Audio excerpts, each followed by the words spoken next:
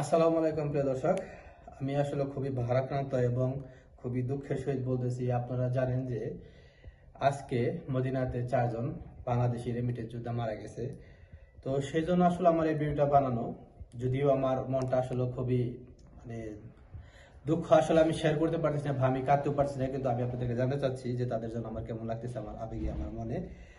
তো যারা আসলে বাংলাদেশ থেকে এই রেমিডিয়া যোদ্ধাদেরকে কামলা বলতেন, অন্তত এই ভাইদেরকে আমি বলি, তাদেরকে অন্তত এই কথাগুলো শুনতে হবে না, যদিও তারা চলে গেছে।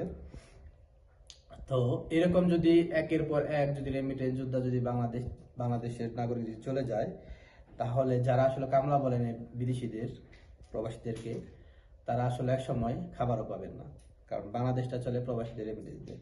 যাই হোক, যে 4 জন ভাই মারা গেছে মদিনায়, তারা আসলে কোন কোম্পানিতে কাজ করতেন এবং তার নামগুলো আমি উল্লেখ করতে চাই। আলদিয়া কোম্পানিতে 4 ভাই কাজ করতেন। আপনারা জানেন যে রোড অ্যাক্সিডেন্টে মারা গেছে। তো এর মধ্যে হচ্ছে ইকরাম আর রিফাত হচ্ছে ময়মনসিংহ এর, আর হচ্ছে আলামিন, আলামিন আর হচ্ছে শহীদুল্লাহ হচ্ছে টাঙ্গাইলের।